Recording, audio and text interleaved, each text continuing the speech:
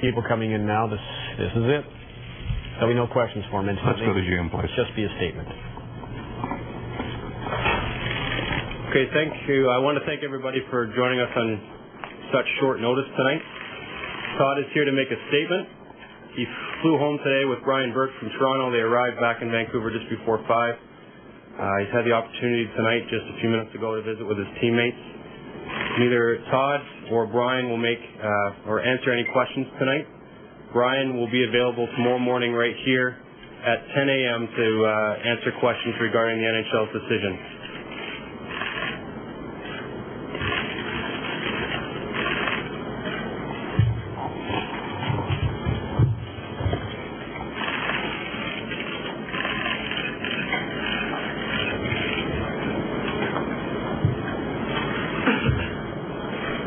Comments for Steve. Steve, I just want to apologize for what happened out there. That I had no intention on hurting you. That I feel awful for what transpired. Steve's family, sorry that you had to go through this. And I'm sorry about, again, what happened out there.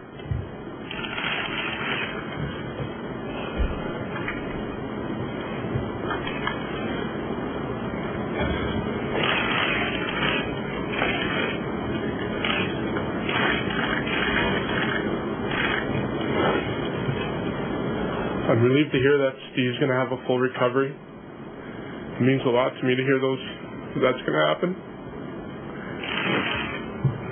I want to apologize to Mr. Burke and Mr. McCaw, the Vancouver Canucks organization, and my teammates.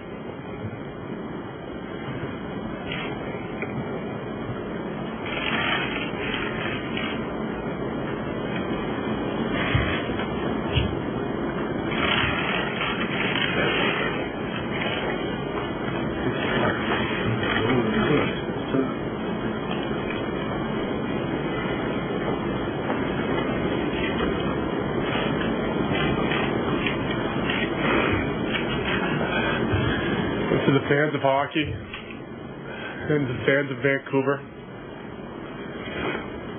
for the kids that watch this game, I'm truly sorry. I don't play the game that way.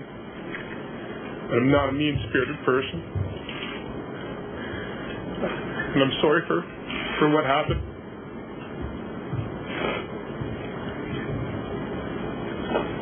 Thank you.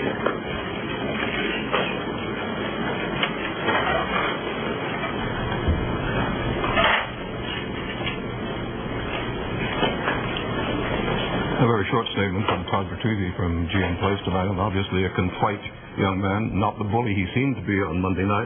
Well, actually, after the incident on Monday night, and when the reporters went down to the dressing room, Ed Jovanovski, who's hurt, who was downstairs, said to reporters who had gathered, "I wish you could have seen Todd when he came into the room immediately afterwards." It wasn't like he was coming in and, chortling about what had just happened. He was upset, apparently, at what had just happened. He realized the magnitude of it almost immediately. And today, some of the writers with Jay Janauer at noon today said, the one interesting thing, and that we'll watch for as time goes on, is Bertuzzi's a very emotional player. Obviously, he's a very emotional person. How will this affect his career once the suspension, depending on how long it is over and he comes back to the Vancouver Canucks and resumes his career, which he will. The suspension is not going to be for life. It's going to be perhaps for the rest of this regular season and perhaps playoffs, maybe some of next year, we don't know. But it'll be a question of how he'll be, what kind of player he'll be after the suspension is over. And we have to wonder, but we don't know, how much of an impact this will have on the decision coming out of Toronto, if they see it. Well, he got a face-to-face meeting, so he may have been just as emotional in front of Colin Campbell today. And, he obviously, I don't think any player really wants to injure another player. It was, not to excuse it. It was heat of the moment. The game was out of reach. Nazen's his buddy. He saw what happened a couple of games back. He did it. It was stupid. He knows it. Everybody knows it. But the league is going to have to do something to basically send a message out to all players that you got to have this in the back of your mind. I mean, the league eliminated bench clearing brawls by saying the fines are going to be huge and the suspensions are going to be long, and we don't see bench clearing brawls anymore. So, again, the question will be tomorrow, how much of an example are they going to make of this situation, and the biggest pain they can inflict on the Canucks and Bertuzzi as a player is to keep him out of the playoffs, because that will affect the team. Well, as you know, this is a developing story, and there'll be more tonight on News Hour Final. I'm Tony Parsons.